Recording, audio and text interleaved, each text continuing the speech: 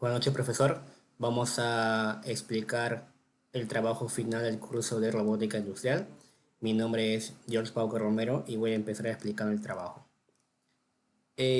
Vamos a utilizar, por ejemplo, en el trabajo lo que es un robot, un brazo antropomórfico de 3 grados de libertad, el cual cada grado de libertad pues, es una articulación rotacional y esas tres articulaciones pues, se usan justamente para poder posicionar el extremo del robot.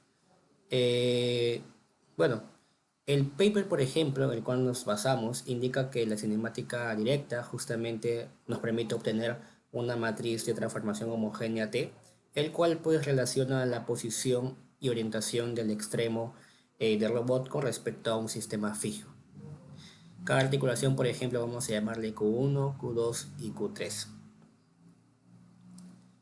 Luego, lo que se va a hacer es la asignación del sistema de coordenadas en Navier-Hartenberg, el cual pues consiste en poner un sistema de coordenadas en cada eslabón para poder pasar de uno a otro con transformaciones básicas.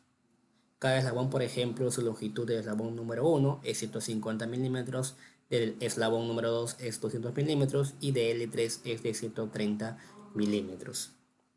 El paper, por ejemplo, nos resume estas transformaciones, el cual, por ejemplo, primero es la rotación alrededor de ZI-1 con un ángulo I, la traslación a lo largo de ZI-1 con una distancia de I, la traslación a lo largo de XI a una distancia AI, la rotación alrededor de XI con un ángulo de I.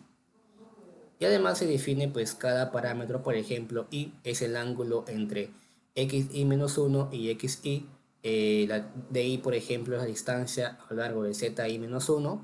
AI es la distancia a lo largo de xi. Y además i es el ángulo entre zi-1 y zi medido pues alrededor de xi. Pues con esta asignación lo que se va a armar es la tabla de H del manipulador, ¿no? El cual, como había mencionado, para la articulación número 1, D es igual a 230, A es igual a 0, I es igual a 90, ¿no? D es igual a 0, para la articulación número 2, A es igual a 200, y para la articulación número 3, D es igual a 0 y A es igual a 130. Luego lo que se hace pues, es aplicar la matriz de transformación genérica de H, ¿no? Donde S es igual al seno y C es igual al coseno, el cual se obtiene pues la matriz A1 que es de 4 por 4, eh, igualmente la matriz A2 y de igual manera la matriz A3. Bueno, a continuación va a continuar mi compañero con lo que es el tema de matriz de transformación total. Ya, bien. Mi nombre es Rommel Anampa Huachaca. Yo voy a explicar lo que es la matriz de transformación total y las ecuaciones de posición del extremo del vector final. Bueno, viendo el punto 3.1.2, matriz de transformación total, una vez que definimos las matrices de transformación individuales de cada eslabón, como lo explicó arriba mi compañero, usando el método de Navier-Hartenberg, el siguiente paso es obtener la relación completa, ¿no? Entre la base del robot y el efector final.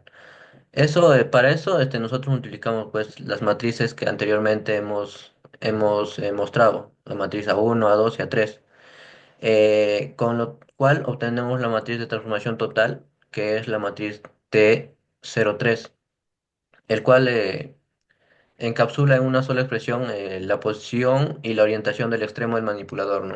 Y como antes lo mencioné, todo es respecto a la base.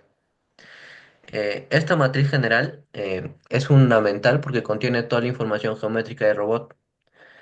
Para ahondar un poco, en sus primeras tres columnas se describe siempre la orientación del efector final y en la cuarta columna siempre se encuentra el vector posición.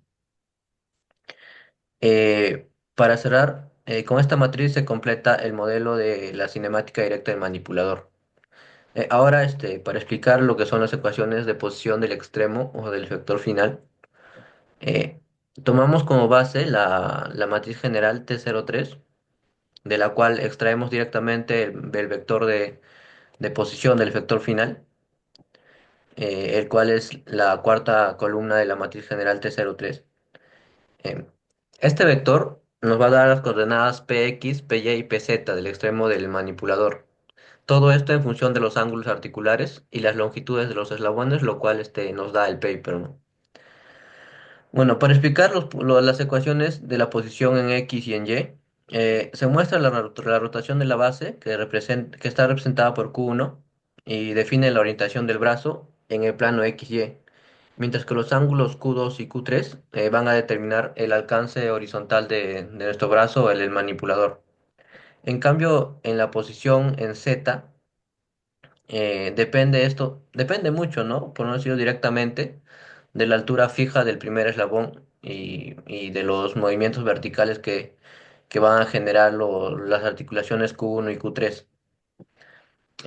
Para terminar, estas ecuaciones permiten calcular de forma directa la posición del efector final para cualquier configuración articular que sea válida para el robot. Cabe aclarar esto que nos darían un punto que estaría dentro del espacio de trabajo, ¿no? Si sale de ese espacio de trabajo, pues la posición X, Y y Z no tendría solución. Gracias. Bueno, continuando con la exposición de mi compañero, el que le va a explicar va a ser José Curicinche, que es lo que es la cinemática diferencial del manipulador. ¿En qué consiste? Que la cinemática diferencial nos permite relacionar directamente las velocidades articulares con la velocidad del efector final en el espacio, pues, cartesiano, ¿no?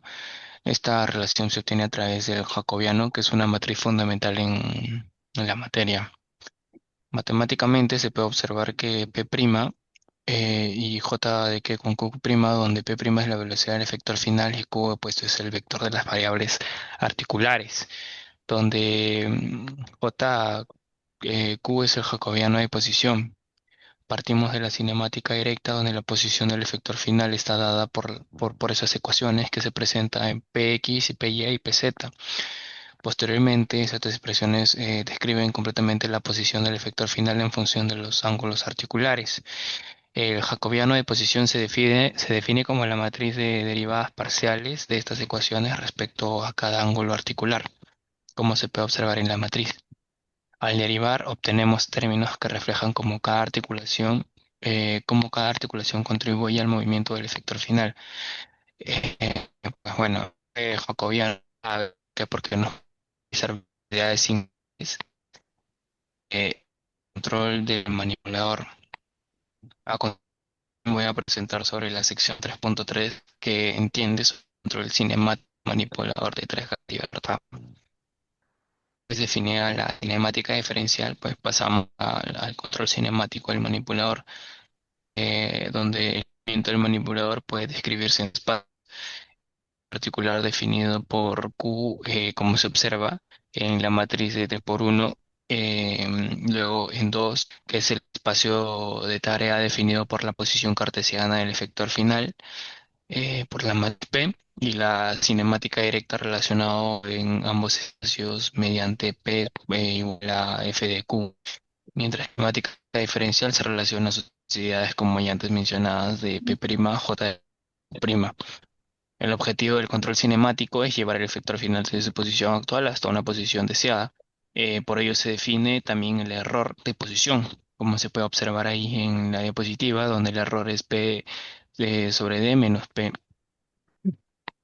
A partir de este error, se plantea una ley de control cinemático sencilla pero efectiva, donde Kp, que es una matriz diagonal de ganancias positivas que regulan la rapidez del movimiento en el espacio cartesiano, donde el J positivo de Q es la P uso inversa del jacobiano, que permite observar una solución incluso cuando el jacobiano no es cuadrado o está cerca de cada singularidad. La interpretación de esta ley de control es la siguiente. Uno, pues permite calcular la posición actual del efector final usando la cinemática directa. Luego se calcula el error. El término de KdP define una velocidad deseada en el espacio cartesiano que apunta hacia el objetivo. La pseudo inversa del jacobiano transforma esa velocidad cartesiana en velocidades articulares. En la implementación directa en el MATLAB, los ángulos articulares se actualizan mediante la integración numérica usando el método de Euler, ahí como se observa en la ecuación. De esta forma, en cada interacción, el efector final se acerca progresivamente a la posición deseada, siempre que el jacobiano no esté en la configuración singular y que las ganancias QDP están correctamente seleccionadas para asegurar una convergencia suave y estable. Bueno, eso es todo por mi parte. A continuación le doy la presentación a mi siguiente compañero.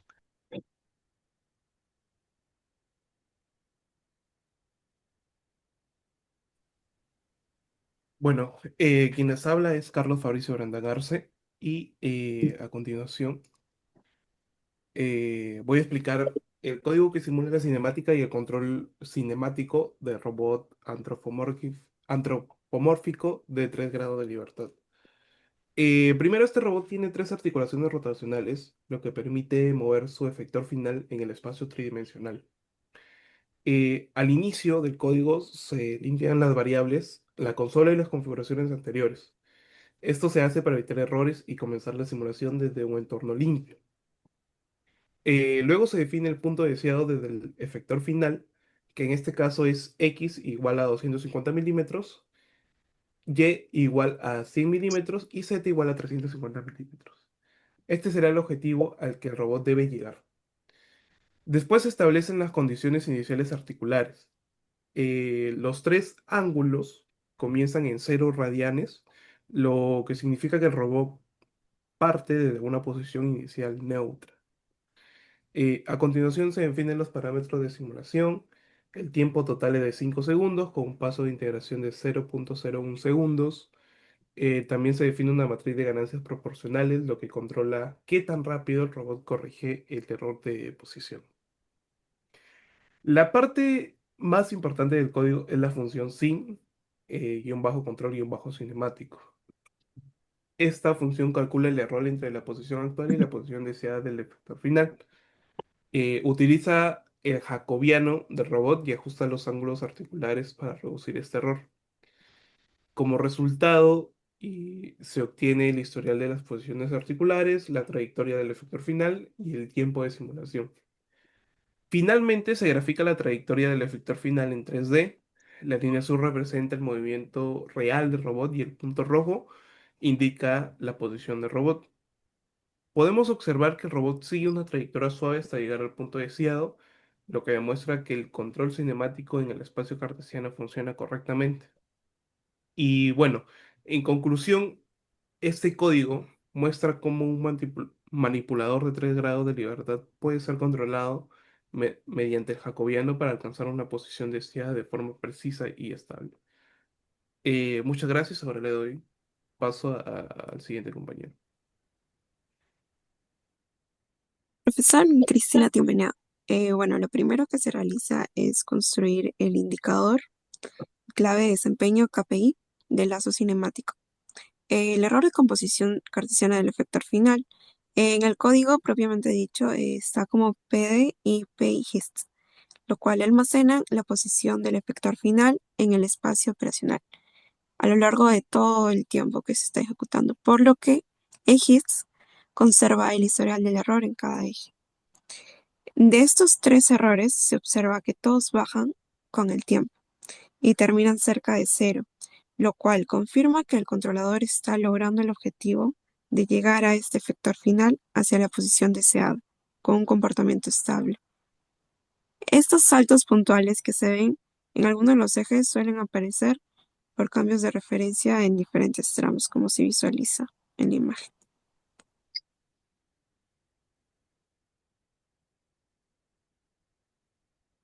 Listo. Continuando con la última parte del código, bueno, mi nombre es Luis Miguel Escano Paima y voy a cerrar con la exposición, ya que, bueno, en esta parte nosotros nos encargamos de analizar el comportamiento de las variables articulares del robot y mostrar visualmente su movimiento mediante una animación. Primero, nosotros realizamos la gráfica de evolución de los ángulos articulares en función del tiempo. Para ello, se utiliza la matriz Q-GIS, ¿no?, que almacena los valores de los ángulos de cada articulación a lo largo de toda la simulación.